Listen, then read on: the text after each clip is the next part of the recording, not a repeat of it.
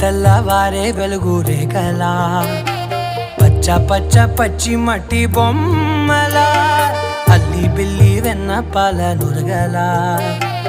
అచ్చ తెలుగు ఇంటి పూల కొమ్మలా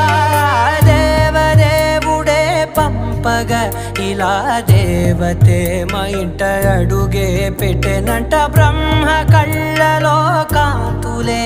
మా అమ్మలా మా కోసం మళ్ళీ లాలి పాడేనంట.